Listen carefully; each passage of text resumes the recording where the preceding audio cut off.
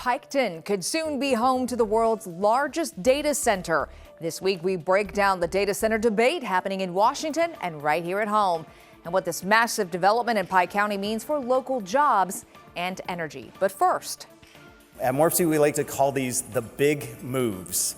Transit, trains, trails, even highways and airports.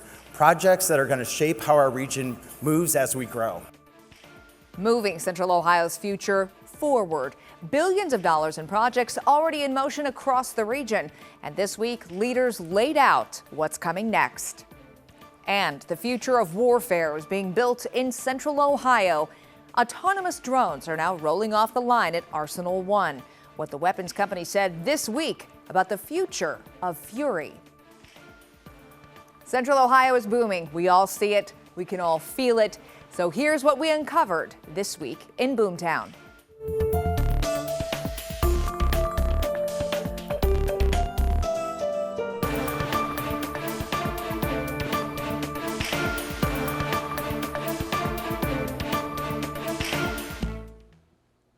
Thank you for joining us for This Week in Boomtown. I'm Station Ucken, and for Angela Ann.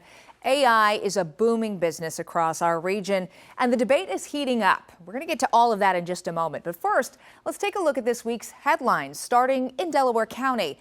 This week, crews broke ground on the Olentangy Local School District's 18th elementary school. Here's a map of where the site is on Bean Aller Road at Sawmill Parkway. The project costs about $35 million. The school is expected to welcome students in August of 2027. In Dublin, the growing school district there restarted its redistricting process this week. The Board of Education heard focus group findings about how families feel about possible changes to where their children go to school. People said they're concerned that changing boundaries now won't account for future growth. As the superintendent, I will not change attendance boundaries in Dublin without a formal recommendation and resolution from the Board of Education with specific criteria and the priorities of those criteria. The decision for redistricting rests with the 5 board members. The district plans to hold a virtual community meeting in mid-April with the hopes of having a map presentation and review by October. And expansion plans are underway this week at Piketon Methodist Hospital. Ohio Health says the $65 million project is aimed at keeping pace with rapid growth by adding more than 24 treatment rooms to the emergency department and 16 new inpatient beds. Bryn Caswell and Colin Dorsey spoke with hospital president Kevin Lutz on their new streaming show, The Big Picture. Let's take a listen. This will be our second expansion of the facility. Back in May of 2024, we expanded what we thought was going to be just a shelled nursing unit on the 6th floor. And we found out that within a few months of opening the hospital, we needed those additional 24 beds. The facility has continued to grow. The community, they're utilizing our services to the point where we need to expand further with additional bricks and mortar. So we're planning a 57,000 square foot addition to the hospital to allow us to grow to meet those needs. You can check out The Big Picture streaming weekday mornings at 9 on 10 TV Plus. Bryn and Colin go beyond the day's headlines, digging into local issues like growth and how it's impacting your neighborhood.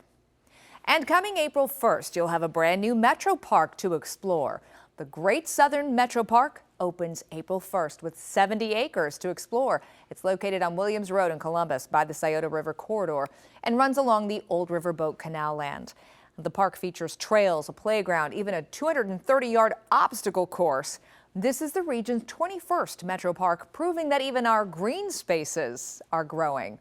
And believe it or not, creating more recreation spaces like our metro parks, is actually part of Central Ohio's transportation strategy as the region grows. The executive director of the Mid-Ohio Regional Planning Commission talked about it at the 2026 State of the Region, highlighting projects already underway and what's coming next to move Central Ohio's future forward. Let's take a listen. It's exciting to see what's happening. There is real progress on the $8 billion Link Us initiative. Construction starts this year. First up is the region's first ever bus rapid transit on West Broad Street, followed by 2 more, East Main and Northwest. Code is building on this with expanded hours, routes, a new Coda Plus zone. LinkUs is also creating safer, more walkable communities. If you remember, 500 miles of new sidewalks and trails by 2050. Construction on those starts this year. 8 of those projects are about to break ground, followed by 24 more in the pipeline. And when we look around the region, there are innovative, record-breaking transit services, whether it's Delaware or Licking or Fairfield counties. We are serving more people and more employers than ever in this region. And if you top it off, if you've been out there lately, it is moving quickly. We have a brand new $2 billion John Glenn International Airport under construction. These things are game changers for prosperity in Central Ohio, and they're happening now. But we're not done.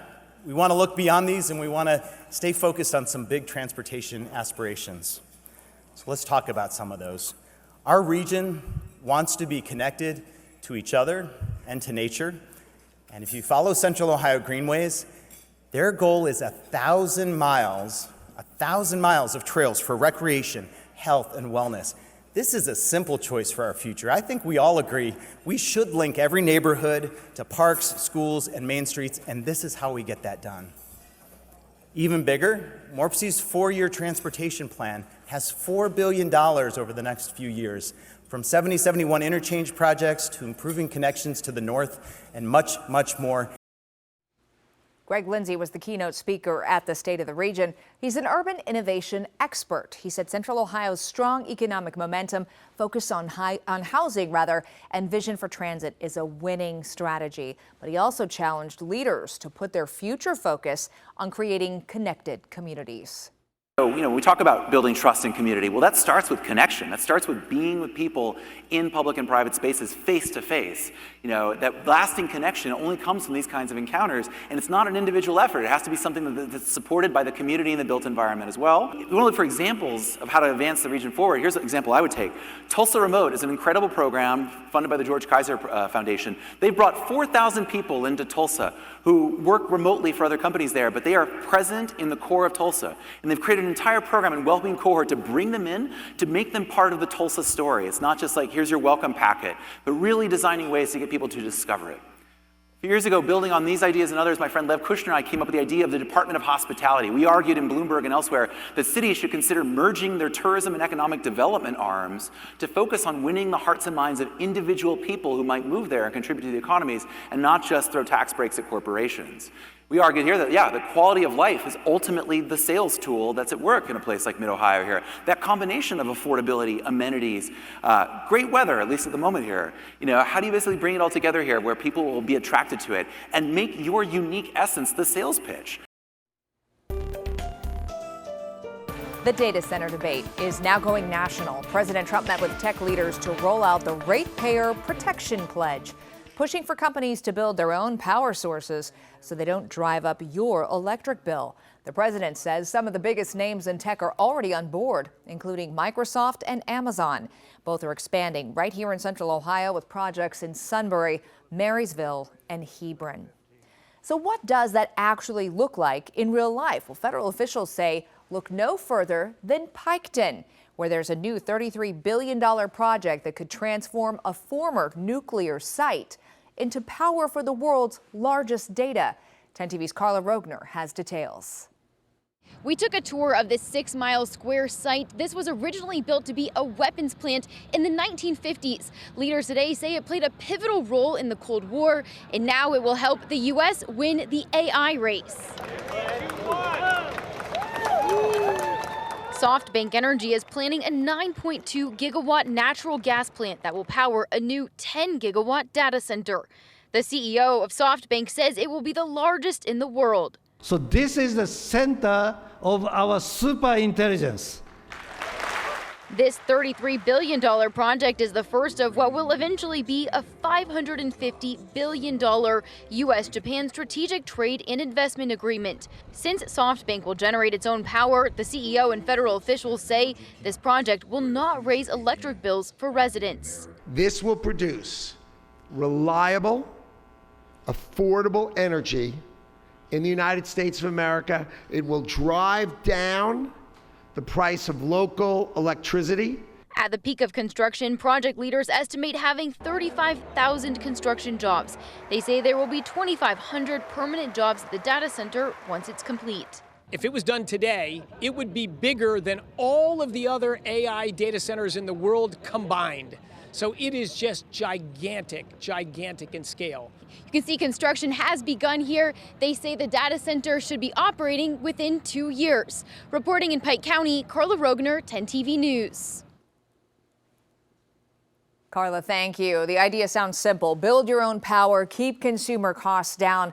But for some, the big question is, will this actually work? Well, Carla put that question directly to the U.S. Secretary of Energy. Let's take a listen here. What would you say to people who are have concerns about this plan? And I get that. It's something new and it generates a lot of electricity. I understand why people have concerns about it. It's going to raise my electricity prices. I'd feel that way too. The data shows the opposite. And in fact, the specific agreements we're striking with data center developers as represented in the Ratepayer Protection Pledge that President Trump led, will guarantee that data center development will actually stop the electricity price rises in your region and ultimately put in place the ability to decline electricity prices. If you're mad about high electricity prices, and most Americans are, data centers are the answer, not the problem. But not everyone agrees. This week, the Ohio Attorney General's office certified a petition to stop the construction of new data centers. It could end up on your ballot in November if it gets enough signatures. And in Washington, a Democrat-led bill introduced this week aims to pause data center projects nationwide until federal safeguards are in place. It was introduced by Vermont Senator Bernie Sanders and New York Congresswoman Alexandria Ocasio-Cortez, who says it's about protecting workers and the environment. AI and robotics will have 100 times impact in terms of what the Industrial Revolution did. And it's not just what AI companies are saying, it's what they are doing. Just this month, West Jefferson, St. Albans Township, and Darby Township all put their own moratoriums in place.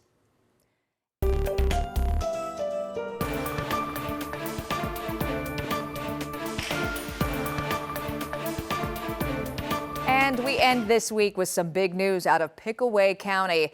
Fury is live. This week, Anduril announced that autonomous drones are officially rolling off the line at Arsenal-1. Anduril posted on X saying production is happening now and months ahead of schedule. Fury is Anduril's autonomous combat drone that the company is making for the U.S. military.